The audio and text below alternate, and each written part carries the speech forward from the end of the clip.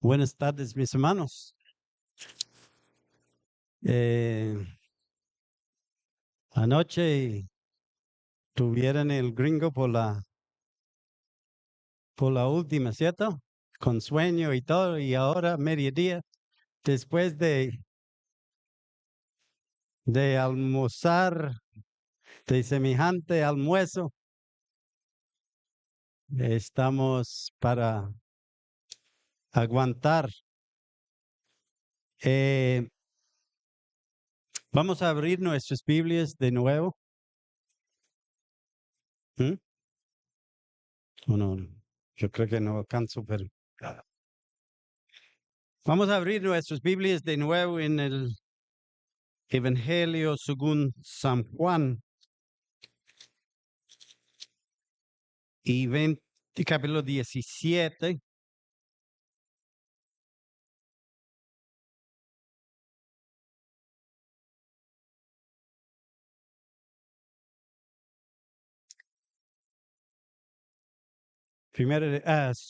El Evangelio según San Juan, capítulo 17, y vamos a leer desde versículo 1 de nuevo.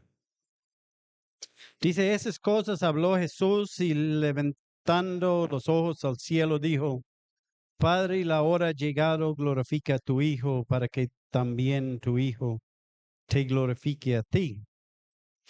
Como le ha dado potestad sobre toda carne, para que dé vida eterna a todos los que le diste. Y esta es la vida eterna, que te conozcan a ti, el único Dios verdadero, y a Jesucristo a quien has enviado. Yo le he glorificado en la tierra, he acabado la obra que me disteis que hiciese. Ahora pues, Padre, glorifícame tú al lado tuyo, con aquella gloria que tuve contigo antes que el mundo fuese. He manifestado tu nombre a los hombres que del mundo me diste, tuyos eran, y me los diste y han guardado tu palabra. Ahora han conocido que todas las cosas que me has dado proceden de ti, porque las palabras que me disteis les ha dado, y ellos las recibieron y han conocido verdaderamente que salí de ti, y han creído que tú me enviaste. Yo ruego por ellos, no ruego por el mundo, sino por los que me disteis, porque tuyos son. Y todos los míos, mío es tuyo, y lo tuyo mío, y he sido glorificado en ellos. Y ya no estoy en el mundo, mas estos están en el mundo. Y yo voy a ti, Padre Santo, a los que me has dado. Guárdalos en tu nombre, para que sean uno así como nosotros. Cuando estaban con ellos en el mundo, yo los guardaba en tu nombre. A los que me disteis, yo los guardé. Y ninguno de ellos se perdió, sino el hijo de perdición, para que la escritura se cumpliese. Pero ahora voy a ti y hablo esto en el mundo, para que tengan mi gozo cumplido en sí mismos. Yo les he dado tu palabra y el mundo los aborreció, porque no son del mundo, como tampoco yo soy del mundo. No ruego que los quites del mundo, sino que los guardes del mal. No son del mundo, como tampoco yo soy del mundo. Santifícalos en tu verdad, tu palabra es verdad. Como tú me enviaste al mundo, así yo los he enviado al mundo. Y por ellos yo me santifico a mí mismo, para que también ellos sean santificados en la verdad. Mas yo no ruego solamente por esto, sino también por los que han de creer en mí por la palabra de ellos, para que todos sean uno, como tú, oh Padre, en mí y yo en ti, que también ellos sean uno en nosotros, para que el mundo crea que tú me enviaste. La gloria que me diste, yo les he dado, para que sean uno, así como nosotros somos uno.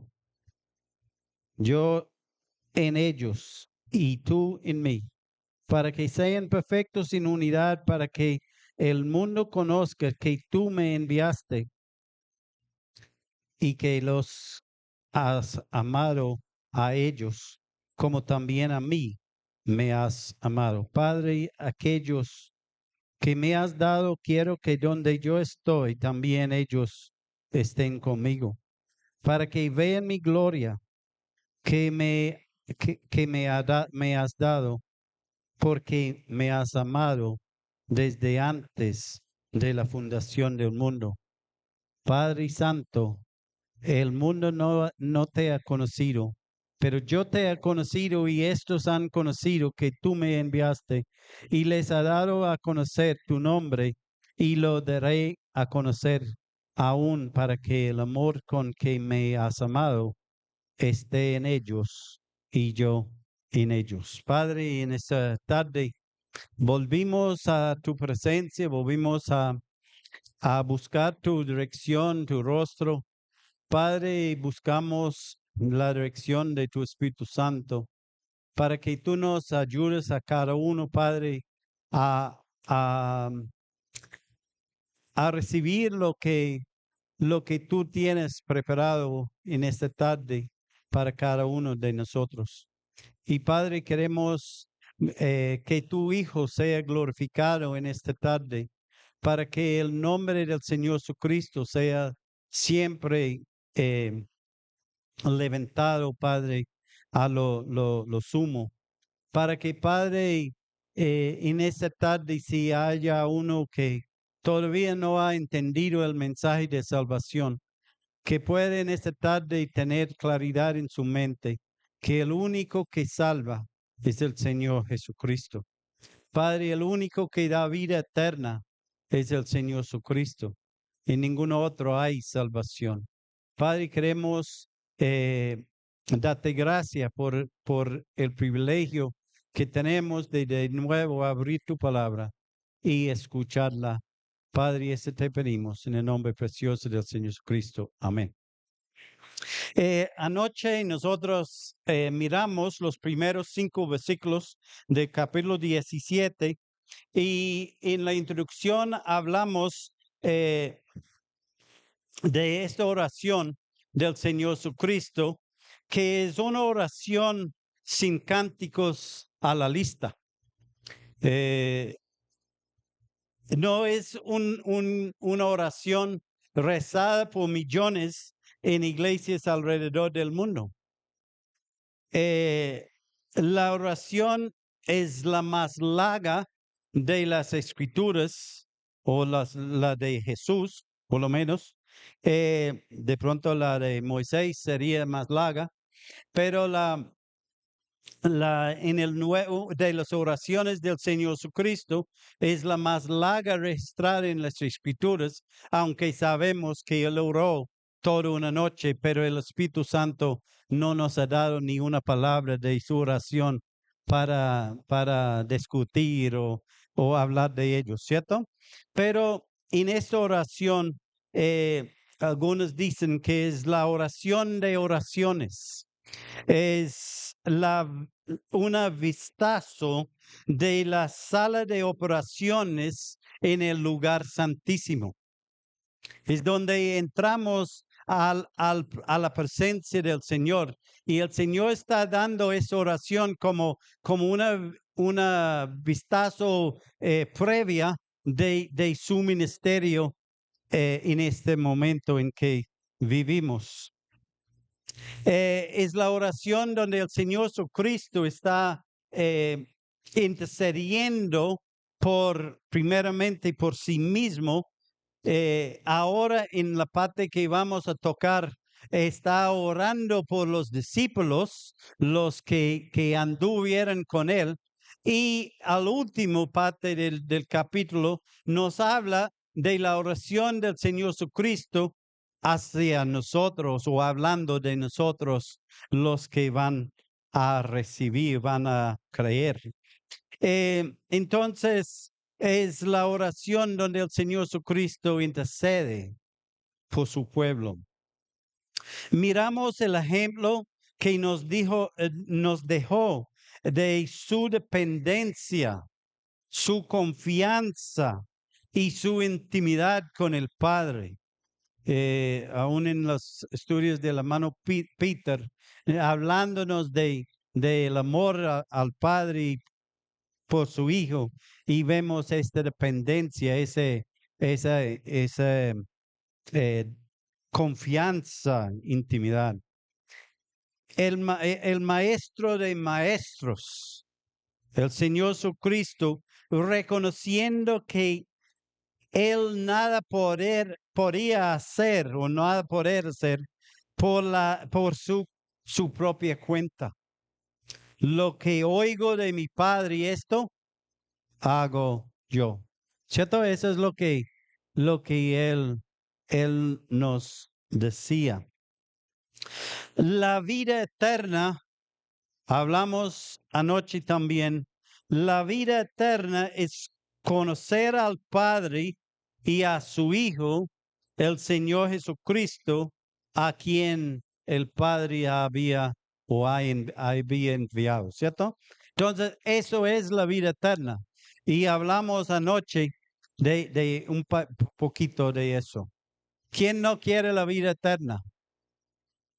¿Hay alguien aquí en esta noche que no quiere la vida eterna? Cuando pensamos en la vida eterna, eh, a veces, bueno, es verdad, es vivir para siempre, ¿cierto? Pero la vida eterna en realidad es la vida de Dios. Eso es lo que es la vida eterna. Dios queriendo compartir con nosotros la vida de Él. Y por ende es vida eterna. ¿Cierto? Esa es la vida eterna. Nosotros decíamos, es que tan chévere vivir para siempre sin morir,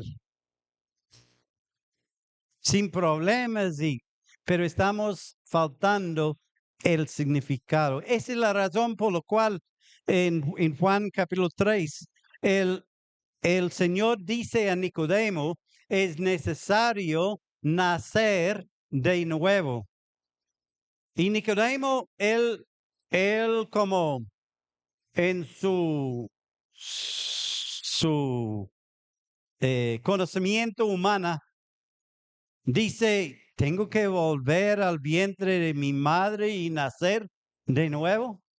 Él tenía su mente en una cosa física, una vida física, pero el Señor está hablando de una vida espiritual. Es necesario tener un nacimiento nuevo donde nosotros nacemos del Espíritu y la palabra. Entonces, anoche hablamos de esto. En esta tarde vamos a tomar el siguiente parte, que es de versículo 6 hasta versículo 19, y no vamos a meternos muy profundo en la porción. Yo tenía que como mochar y porar, porque hay tantos pensamientos que uno puede recibir de esa porción, ese capítulo de la palabra. Pero quiero en esta tarde, quiero empezar como haciendo una observación o una cosa geográfica de la historia. Yo creo que a veces nosotros, oye, esa cosa me está cogiendo porque yo tiende a caminar. Pero bueno, Eh, a veces nosotros, cuando estamos leyendo la escritura, tendemos a vivir en una burbuja, ¿cierto? Una burbuja. Queremos, burbuja, ¿está bien? ¿Sí? Y queremos como vivir la Biblia o interpreta la Biblia o entender la Biblia según el siglo XXI en que vivimos. ¿Me hace entender? Pero la Biblia es escrito desde tiempos pasados, en otra cultura, en otra tiempo. Y a veces nosotros miramos las cosas y imaginamos con carros de último modelo, con computadores, con todo un poco de cosas, cuando la Biblia no fue escrito así, ¿cierto? Eh, aunque la Biblia es aplicable a todas las edades. La Biblia es para toda cultura, toda generación. Dice en Romanos capítulo 15, versículo 4, las cosas que se escribieron antes para nuestra enseñanza se escribieron a fin de que por la paciencia y consolación de la escritura tengamos esperanza. Entonces, la Biblia para algunos es un libro viejo que no tiene significancia para nosotros en el año 2025. Pero la Biblia es para nuestra enseñanza, para la consolación y nuestra consolación y paciencia. ¿Quién no necesita consolación? O la consolación es algo que de por allá. ¿Necesitamos consolación hoy? ¿Necesitamos paciencia hoy? Y esa es la Biblia que tenemos en nuestras manos. Pero yo quiero como tocar que volvemos un poquito al tiempo de cuando fue escrito eso, cuando el Señor Jesucristo anduvo por las calles de Jerusalén. El camino del aposento alto, cuando miramos en capítulos 13 a 16, recuerden que anoche hablamos que Juan capítulo 13 hasta capítulo 16, incluyendo 17, es un tiempo de unos pocos días. El Señor Jesucristo había entrado a Jerusalén sobre un pollino de asno.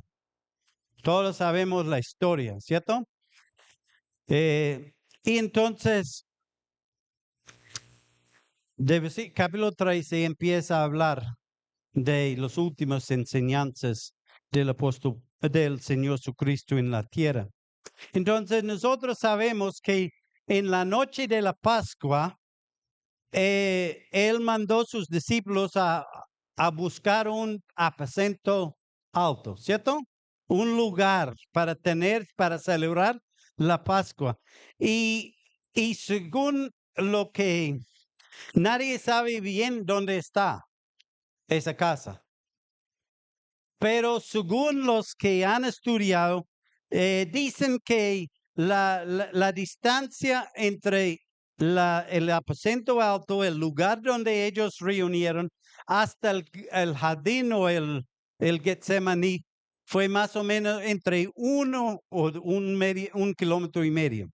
Entonces no era lejos, ¿cierto? No era tan lejos. Dependiendo la ruta que ellos tomaban para llegar allá. Caminando lentamente es un camino de unos 20 minutos constante, ¿cierto? Caminando a esta distancia, media hora. Como dije que hay especulaciones. Uno dice una cosa, otro dice otro. De verdad no sabemos dónde estaba el aposento alto y menos sabemos el camino que Jesús tomó para llegar al Getsemaní. ¿Cierto? ¿O quién sabe? ¿Alguien sabe? ¿Alguien tiene? No, no sabemos. ¿Cierto? La Biblia está silenciosa.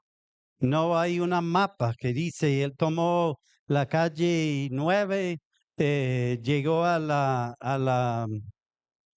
avenida 7 de agosto, tomó un giro y seguía 2, 3 cuadras. No, no nos dice nada de eso. Eh,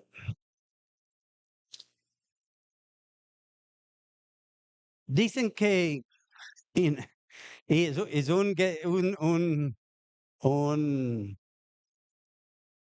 ¿cómo es la palabra?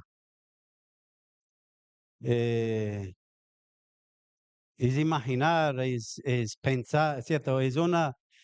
Dicen que había más o menos entre 35,000 y 70,000 personas en Jerusalén viviendo en aquel tiempo. Es como decimos en inglés, un guesstimate. ¿Ah? Suposición, ¿qué alguien me dijo algo? Estimación, ¿cierto? Pero es una estimación muy 35,000 a 70,000. Es una buena estimación, ¿cierto?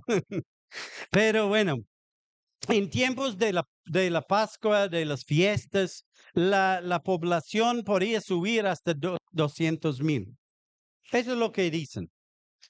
No era una ciudad grande en aquel tiempo. No era Pereira. ¿Cuál pueblo aquí cerquita tiene Cartago? ¿Cuánto tiene Cartago? Grande y feo como Cartago, pero no hay más de 100,000 allá, ¿cierto? Un pueblo más o menos pequeño. Eh, algunos creen que Jesús hubiera tomado una ruta para evitar encontrarse con los soldados. Eso es lo que algunos creen. Eh, como nosotros, ¿cierto? En Colombia, cuando andamos mal de papeles, evadimos los puestos de control de policía, ¿cierto? O nadie aquí yo no lo hago, porque siempre ando con papeles al día. Aunque hace un tiempo sí me cogieron por fotomulta por no tener seguro en el carro, pero ese es otro cuento. Eh, yo no veo ese pensamiento muy creíble. Eh, siendo que el Señor sabía que su tiempo había llegado y él sabía que no lo podían tocar hasta que era su momento, ¿cierto? Yo creo que él sabía. Él no andaba buscando, miramos, hay un puesto de policía por allá, no.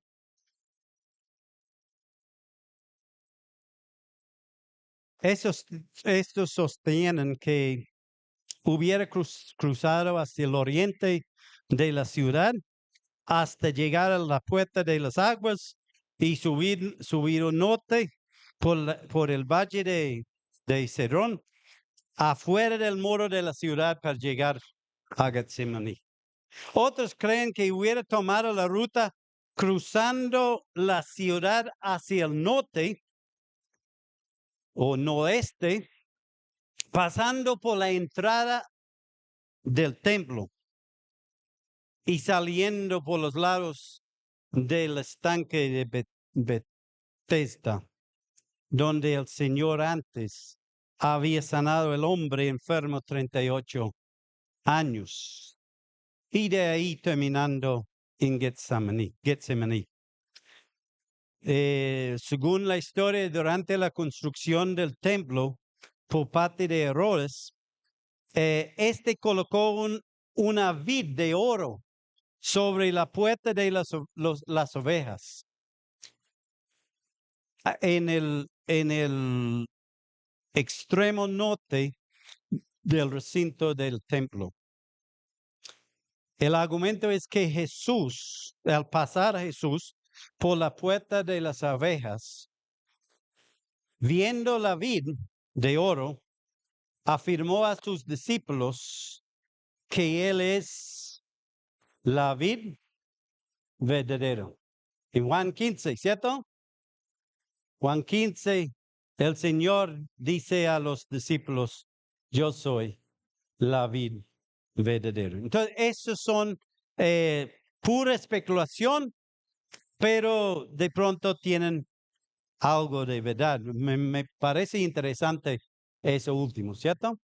Es razonable pensar que en todo el camino Jesús enseñaba a sus discípulos y esto podría haber durado cuando usted lea de capítulo 13 a 16, última parte de capítulo 13 hasta capítulo 16. Yo creo que fácilmente pudiera haber durado casi 1 hora caminando, parando, charlando con sus discípulos, ¿cierto? No fue un tiempo extra largo, no. Extra largo, no. Todavía no había llegado a Getsemaní cuando él ora a su Padre. Cuando él levanta sus ojos al cielo y dirige estas palabras a su Padre, esta no es su oración en Getsemaní, como hemos dicho. El primer parte de su oración se concentra en él y su Padre, su relación eterna con su Padre, su potestad para dar vida eterna y su glorificación de su Padre por haber acabado la obra que el Padre le había dado a hacer. Ahora Jesús en versículo 6, Jesús dice, he manifestado tu nombre a los hombres que del mundo me diste. Tuyos eran y me los diste y han guardado tu palabra. Es obvio que el Señor está dirigiendo su oración a sus discípulos, a los que andaban con él, los hombres que del mundo el Padre le había dado. Los discípulos con quienes había dedicado los últimos 3 años de su vida. Versículo 12 afirma esto cuando dice que el hijo de perdición, hablando de Judas Iscariote, que se había perdido, quien estuvo entre los 12, ¿cierto? Necesitamos recordar que esta oración es la que Jesús está haciendo como sacerdote, representando a los suyos antes del Dios Padre. Es la oración sacerdotal por los suyos. El oficio del sacerdocio es representar al pueblo ante de Dios. Ese es el oficio de un sacerdote, representar al pueblo delante de Dios. En el Antiguo Testamento, los sacerdotes tenían la responsabilidad de representar el pueblo. El pueblo no podía llegar a la presencia de Dios. No había solamente quien podía entrar al lugar santísimo en el Antiguo Testamento. El sumo sacerdote, ni un sacerdote, ¿cómo sería? Raza.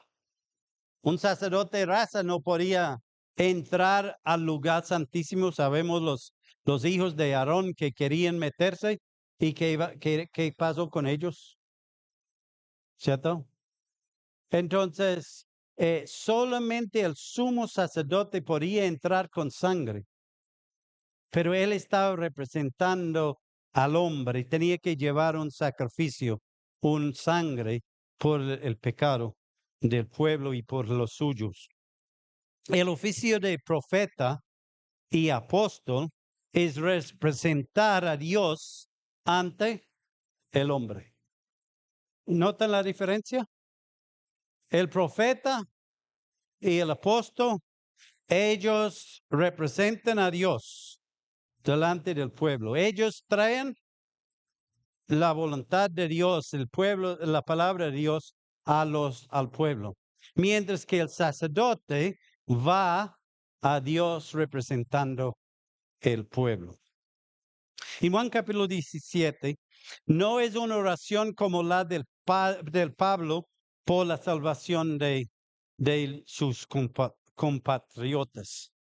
En Romanos 10, Pablo dice, ciertamente el anhelo de mi corazón y mi oración a Dios por Israel es para salvación, ¿cierto? Entonces, Pablo está orando por un pueblo como rebelde, lejos de Dios, no salvos, aunque era el pueblo de Israel, en rebeldía contra Dios, en incredulidad.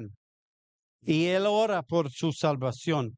La obra sacerdotal de Cristo es por los de su iglesia, su cuerpo, los suyos de ambos pueblos, los santos, los salvos por gracia. Entonces, la oración sacerdotal de Jesús aquí es para los que son salvos. Jesús ha tenido varios roles en la deidad.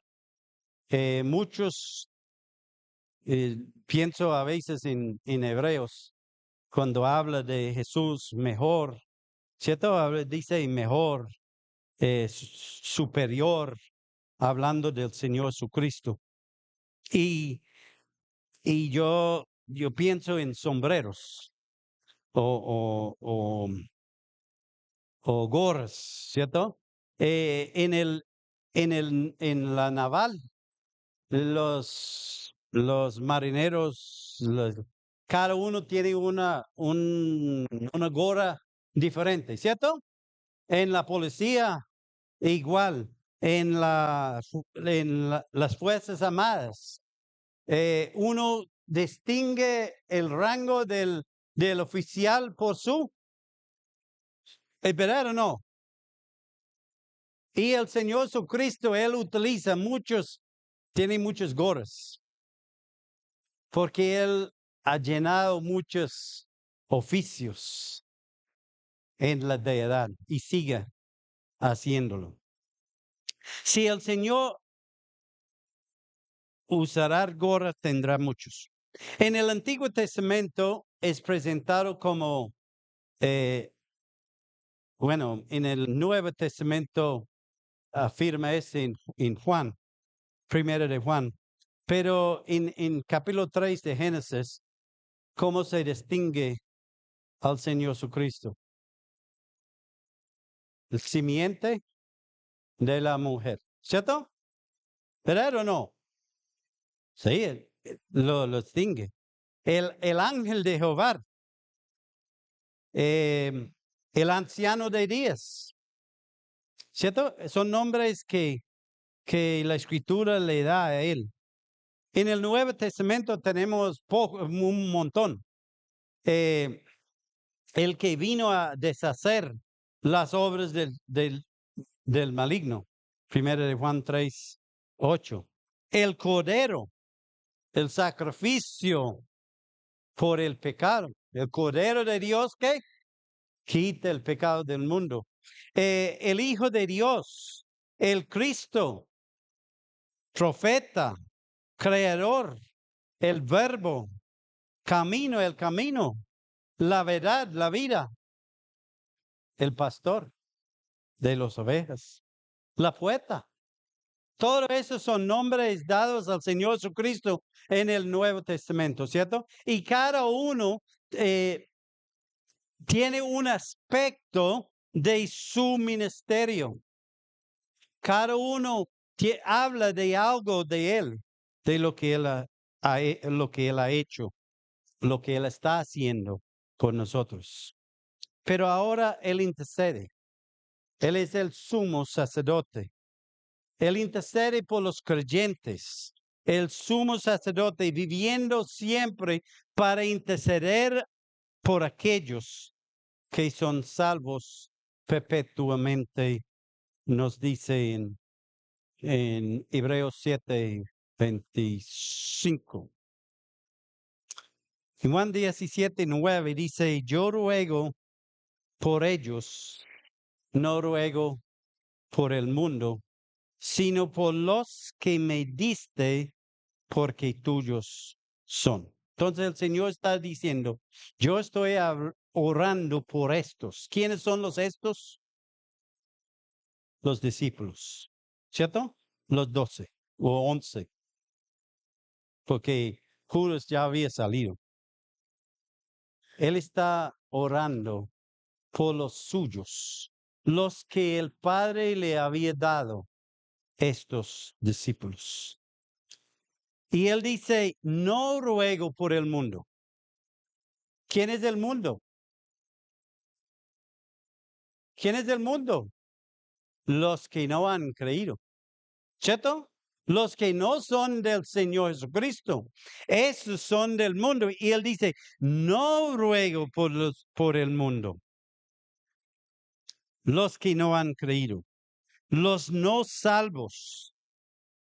Hay unos que quieren enredarnos hoy día diciendo que en Juan cuando habla del mundo, que de tal manera amó Dios al mundo, está hablando del mundo de escogidos. Y no me cabe en la cabeza, porque este versículo completamente destruye ese pensamiento. ¿Cierto? Destruye por completo ese pensamiento, esa interpretación. Hay ¿a qué hora tenía yo?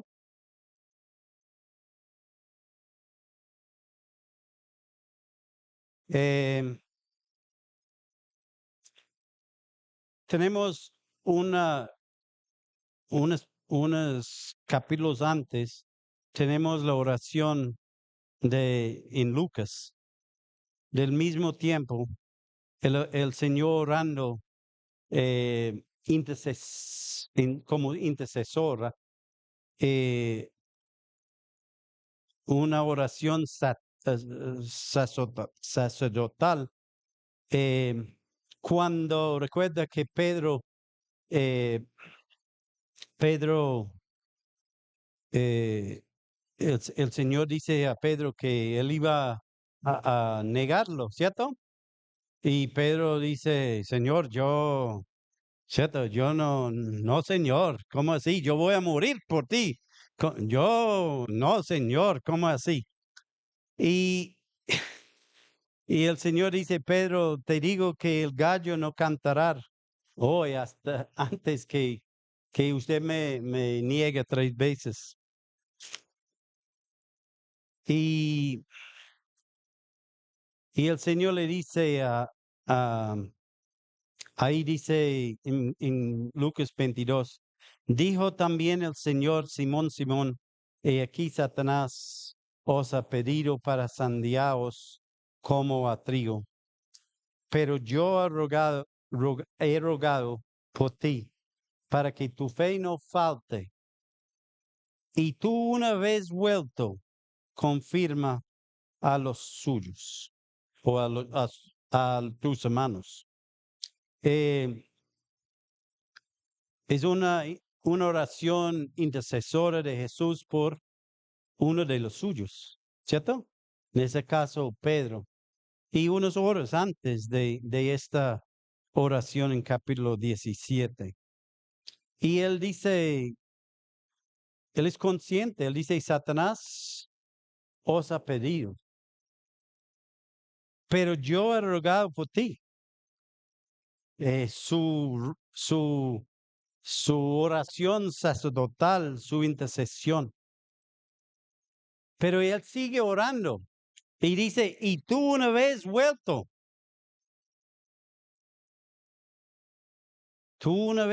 el Señor sabía que él iba a volver. Y la confirmación, la petición que él da a él, confirma a tus hermanos, ¿cierto? Qué consuelo saber que cuando embaramos tenemos un sumo sacerdote intercediendo por nosotros. Nos da ánimo saber que hay uno que está aún, en ese caso, antes de Pedro hacer su fechoría. El Señor ya está orando por él, intercediendo por él. Salmo 139:2. Tú has conocido mi sentarme y mi levantarme. Has entendido desde lejos mis pensamientos. Has escudriñado mi andar y mi reposo. Y todos mis caminos te son conocidos. Pues aún no está la palabra en mi lengua. Y aquí yo, Jehová, oh Jehová, tú lo sabes un poquito, toda, ¿cierto? Detrás y delante de mí, detrás y delante me rodeaste. Y sobre mí pusiste tu mano. Y el salmista dice, y yo creo que nosotros decimos amén. Tal conocimiento es demasiado maravilloso para mí. Alto es. No lo puedo comprender. Nosotros podemos comprender a nuestro Señor que está actuando en ese momento como sacerdote, intercediendo por su pueblo. Todos los oficios tienen importancia en la obra redentora de Cristo. Fuera necesario para nuestra salvación, pero es en su oficio presente como sumo sacerdote Jesús intercede por los suyos. Su obra salvadora, redentora, sí transciende las edades. ¿Cierto? Transciende las edades. Nunca podremos desmentir o devaluar la obra de Cristo en la cruz. Nunca. Hebreos nos muestra que su sacrificio fue una vez y para siempre, y ahora está sentado a la diestra de Dios, siempre intercediendo por nosotros. Hebreos capítulo 10, Él no va a volver a ofrecer otro sacrificio. Ya ofreció una vez el sacrificio, no va a volver para ofrecerse por los pecados nuestros. Él, en versículo 12 de capítulo 10 nos dice, Cristo había sido ofrecido ¿cuántas veces? Una vez, para siempre, un solo sacrificio por los pecados. No hay más ofrenda por los pecados, 18, versículo 18 de Hebreos 10. Ya no queda más sacrificio por los pecados, capítulo 20, versículo 26. Y en Hebreos 9:28 dice, así también Cristo fue ofrecido una vez para siempre, una vez para llevar los pecados de los muchos. Pero ahora vive para interceder por los que ahora son salvos. En Juan capítulo 17, donde estamos, no está orando por el mundo. Yo creo que entendemos esto. Esa oración no es para el mundo, esa es por los suyos. Es importante que nosotros tenemos claro en eso.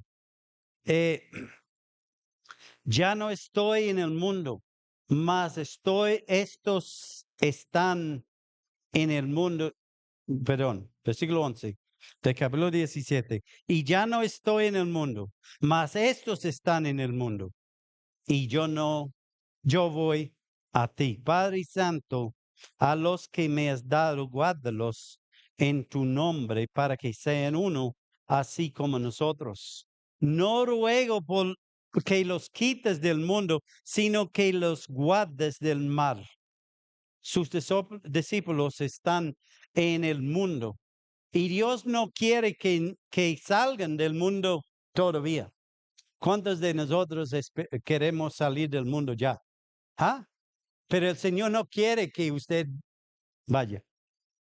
Está aquí hasta que el Señor nos dice, ¿cierto? Pero en este tiempo el Señor quiere que sean uno, como el Padre y Hijo son uno, ¿cierto? Eso es lo que dice el versículo. Jesús está orando así, sabiendo que entre unas horas, esa me impresiona. El Señor está orando eso ahí con sus discípulos, sabiendo que en unas horas sus discípulos lo iban a abandonar. ¿Sabía eso? Ah, no sé, a la hora, 2 horas, ya se habían abandonado a Jesús.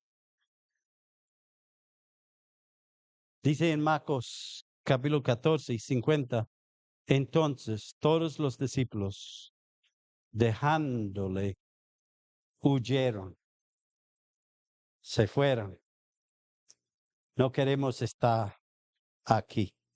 Pedro, quien se quedó, mezclándose entre los siervos y funcionarios de Anás y Caifás, terminó negando a Jesús con maldiciones, nos dice las Escrituras. Unas horas antes él había dicho, Señor, yo muero por ti. Sabemos que Pedro lloró amargamente después. Los otros discípulos no sabemos nada de ellos hasta que empezaron a salir de sus escondites al escuchar de la resurrección de Jesús. ¿Cierto? Pero Dios había orado. Guárdalos, o el Señor había orado. Guárdalos del maligno.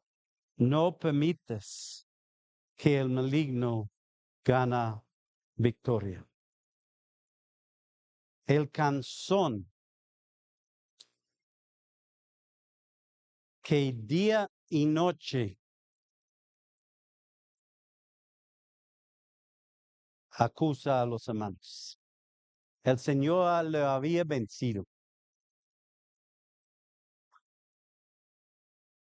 Y Él dice que sean uno, como nosotros. Hermano, ¿qué hora tenía yo? ¿Hasta las 3 o hasta 3:15? Ah, bueno, tranquilo, hermano. Los llevo, los cojo. Estamos aquí, el Señor pidiendo por sus discípulos, que sean uno, así como nosotros. Están al punto de quedarse solos después de 3 años de estar con Jesús. Quiero hacer una observación.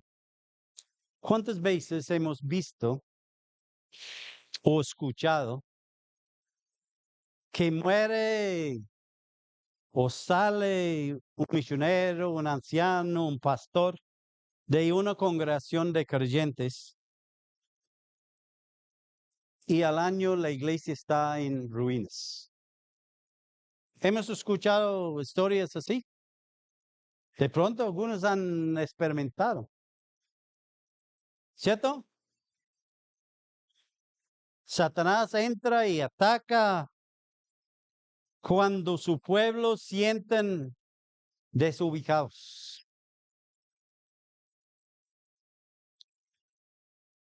Hebreos nos exhorta, ¿cierto? Nos hace recordar la necesidad de mantener nuestro enfoque en Jesús, el autor y consumador de nuestra fe. ¿Para qué? Para que nuestro ánimo no se canse hasta desmayar. En Hechos, Jesús pide al Padre que los guarda para que sean uno, como el ejemplo que habían visto entre ellos. Ellos habían visto el Padre y el Hijo como uno. El libro de Hechos, en Tuluá estamos como pasando por la iglesia primitiva. Y una de las cosas que me tiene, bueno, eh, me da cosa. Eh, en capítulo 1 de Hechos, vemos los discípulos solos. ¿Cierto? En capítulo 1. El Señor había ascendido, llevado a las nubes. ¿Y qué hicieron los discípulos? Si vamos unos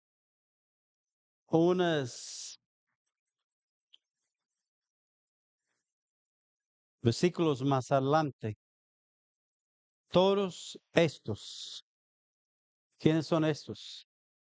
Los discípulos. Todos estos, ¿qué hicieron? Perseveraban como unánimes, como uno. Todos perseveraban unánimes en oración y ruego con las mujeres y con María, la Madre de Jesús, y con sus hermanos. Un cuadro bonito, ¿cierto? Unánimes. El Señor había ido, pero ellos mantenían unánimes, juntos, con la misma visión. Ese es como fuerte, esa idea ahí de unánimes juntos es una cosa tremenda. En capítulo 2, en versículo 1, el día de Pentecostés, dice, cuando llegó el día de Pentecostés, estaban todos unánimes juntos. Capítulo 2, versículo 46, y perseveraban unánimes cada día en el templo. Capítulo 5, versículo 12, y la mano de los apóstoles se hacían muchos señales y prodigios en el pueblo, y estaban todos unánimes en el pórtico de Salomón. Podemos imaginar, hermanos, por un momento la iglesia de las primeras décadas, si los apóstoles no hubieran estado unánimes, unidos, ¿cómo hubiera sido la iglesia así? ¿Dónde estaría la iglesia hoy? Si los discípulos, cada uno tirándose por su lado.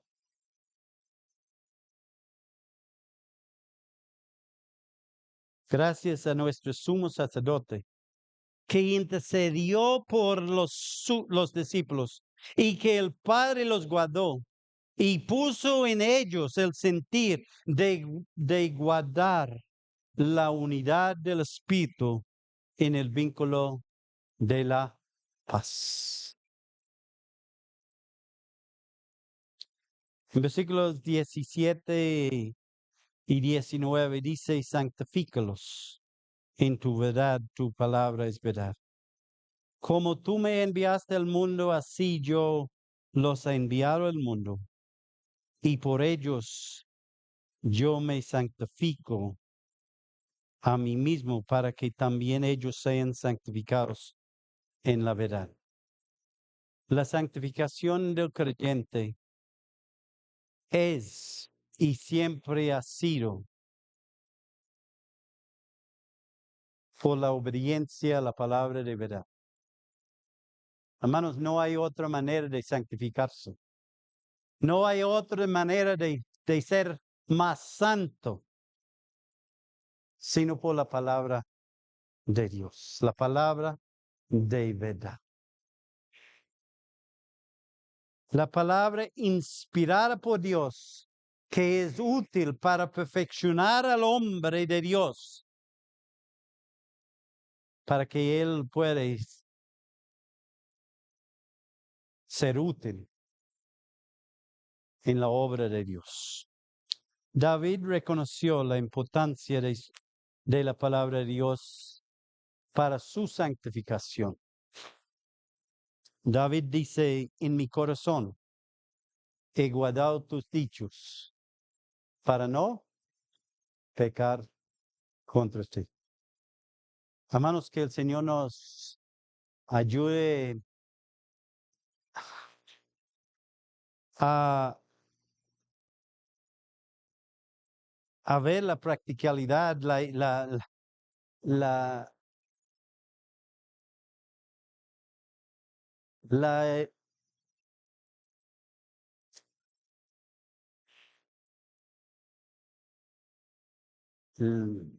una palabra que estoy buscando. El privilegio que tenemos de tener un sumo sacerdote orando, intercediendo por nosotros. Uno que sabe nuestras debilidades. Uno que sabe todo de nosotros y intercede por nosotros. Debe animarnos, como dice el salmista.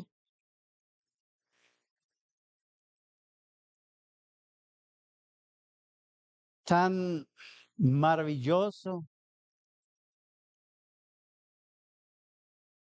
es